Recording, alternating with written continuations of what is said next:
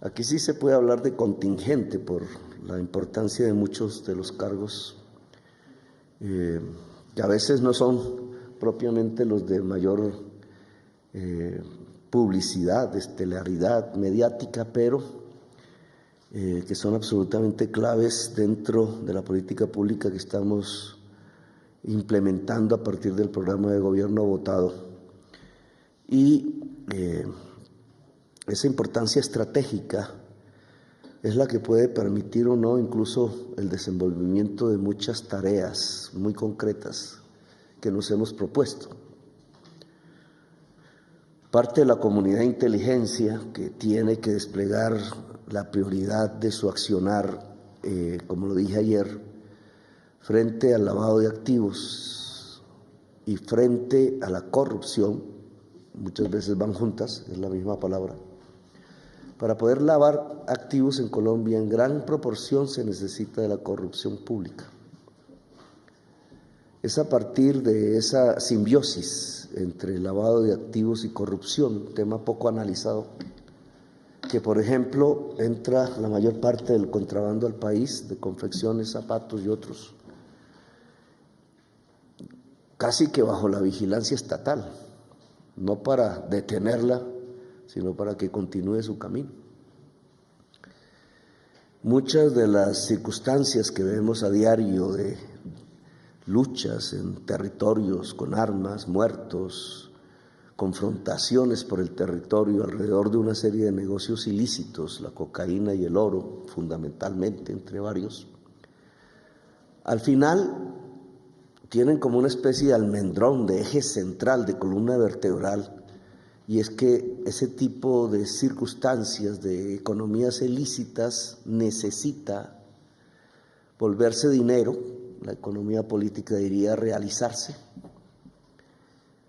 transformarse en dinero. La cocaína y el oro se tienen que transformar en pesos, no cualquier dinero, en una determinada forma del dinero que es peso colombiano, para que tenga sentido la actividad. Y esa transformación de esas mercancías hoy ilícitas en dinero denominado en pesos colombianos solo se puede hacer a partir de, en gran escala, utilizaciones mismas del Estado.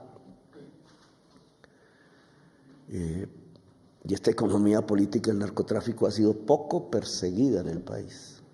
Esa fase que los economistas clásicos llamarían de circulación, de realización, literalmente no es perseguida, y por una razón fundamental, porque la hace gente poderosa, urbana, vestidos de corbata, muy elegantes ellos, muy elegantes ellas, y son mujeres.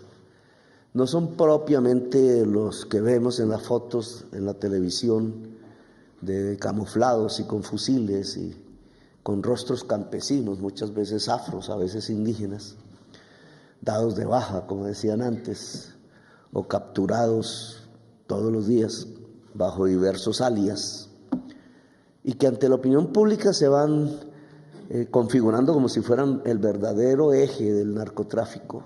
Así se llenan las cárceles, sino que no se muestra la verdadera fase de la valorización del narcotráfico que se hace en estas ciudades, no en el Chocó, no en el Cauca, no en Tumaco, no en el Catatumbo. Se da aquí en la carrera séptima, se da en el norte de Bogotá, se da en los bancos, se da a través de la compra de mercaderías al por mayor y al por menor en las grandes ciudades, se camufla en el comercio, vienen contenedores. No van los alijos escondidos en una lancha, vienen en buques enormes y vienen en contenedores con sello oficial. Y así se realiza, en términos de la economía política, las mercancías denominadas cocaína y oro ilícito.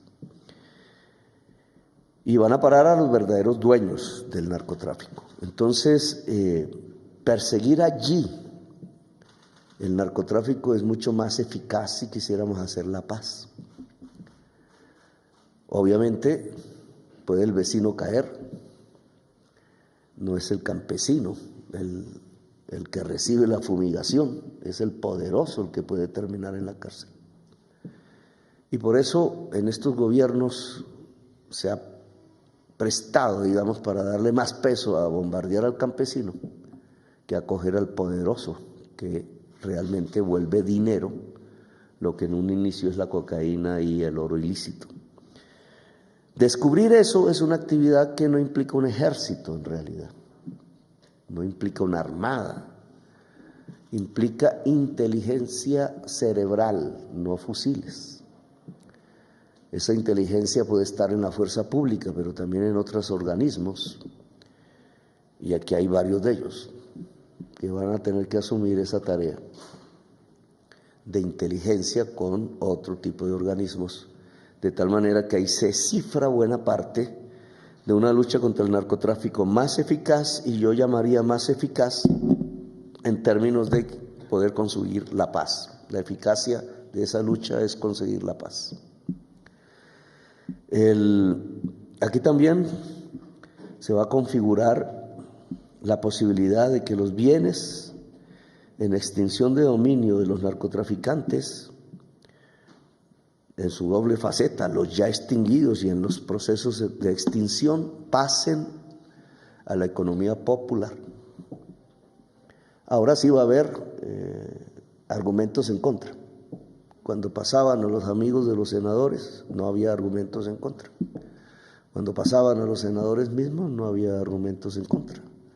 Cuando pasaban a los testaferros del narcotráfico, del narcotraficante que había perdido esos bienes en manos del proceso judicial, pero que los recupera vía la administración estatal, no había argumentos en contra. Pero ahora que se los vamos a entregar a los campesinos, a las asociaciones de mujeres, a las posibilidades de sedes universitarias, las cooperativas de jóvenes para producir, ahí sí van a surgir los argumentos en contra.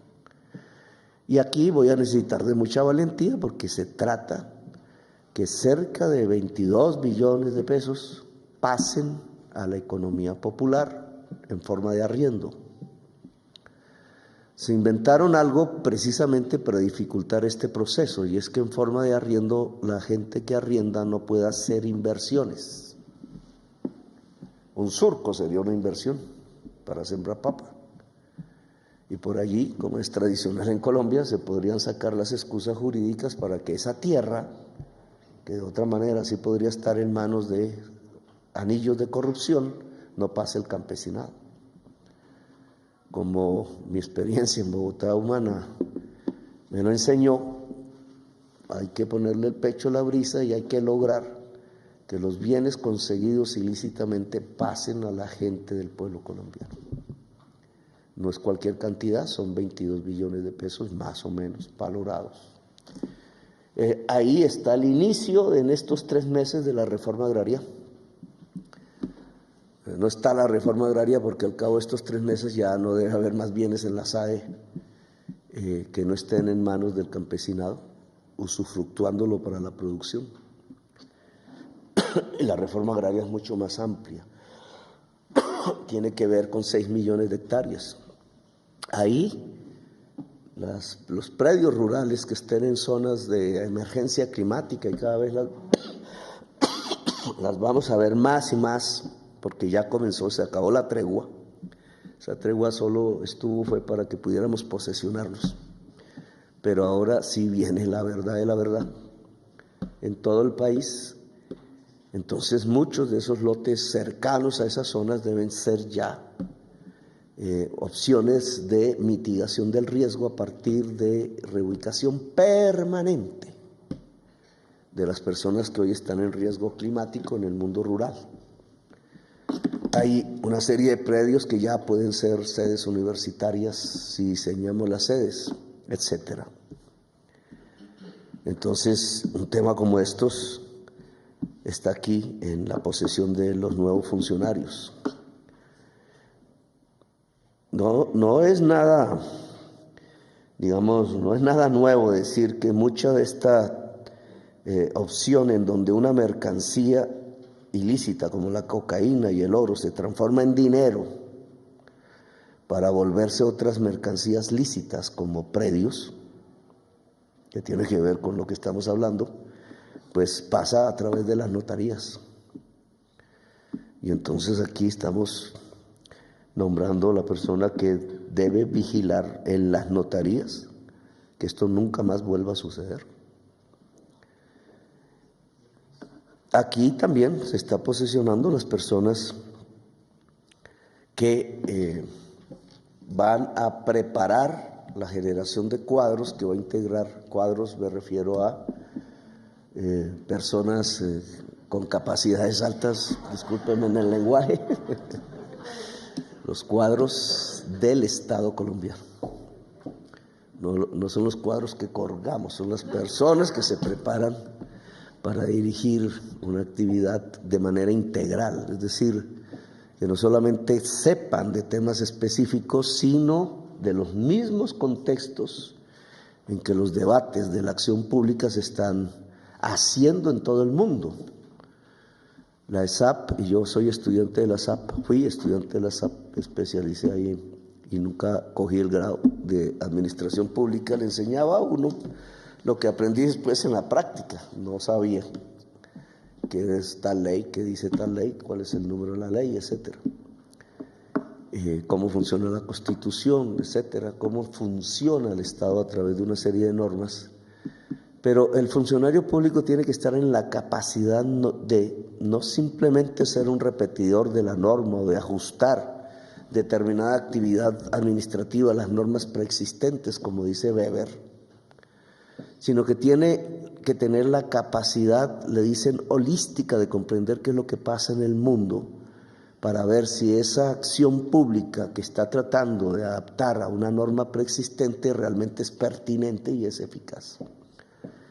Y esto no tiene que ver con Weber, esto tiene que ver con lo que yo defino con la palabra cuadro, es decir, una persona que logra integralidad en su pensamiento y no simplemente se fragmenta de tal manera que se vuelve un autómata, un robot burocrático que pone firmas. Si las palabras son las mismas que están en las normas. La ESAP tiene que preparar ese tipo de personas, hombres y mujeres que en el mañana pues estarán aquí llenando todas las oficinas públicas, regionales, municipales, nacionales, y que tienen que tener esa nueva mentalidad. Por ejemplo, un tema como la crisis climática, ¿dónde se estudia eso en Colombia? En el entorno de los administradores públicos. Temas que hoy conmocionan al mundo deberían ser parte del aprendizaje de cualquier persona que aspire a ser parte del Estado, estudiando en la Escuela Superior de Administración Pública.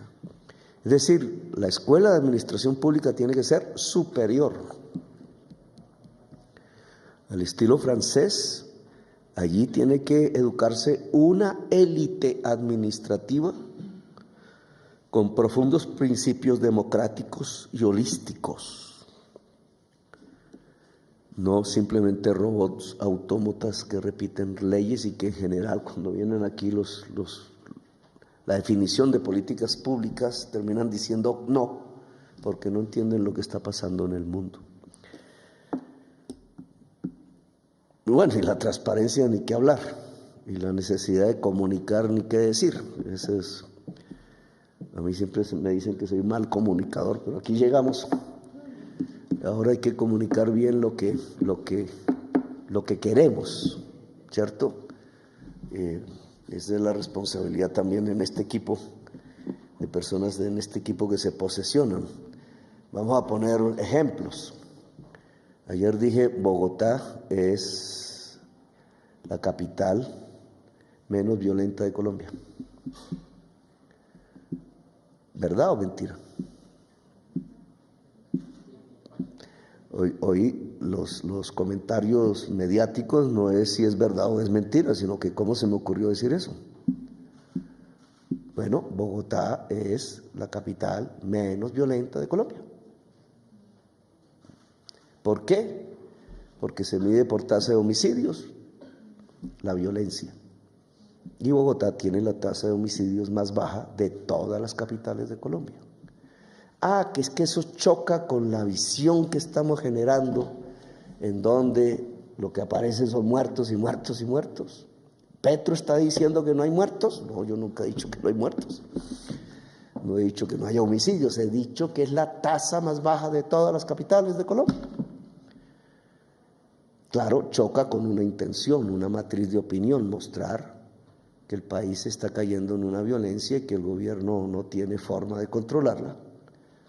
Pero si medimos por tasa de homicidios, que no hace la estadística el gobierno, sino una entidad independiente del Poder Judicial,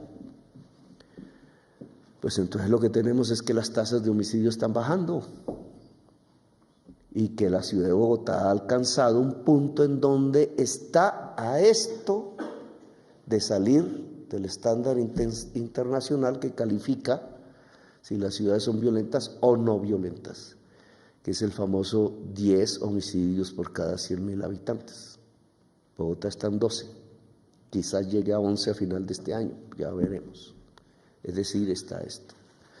Ahora, ¿por qué ese éxito? Que no se quisiera decir.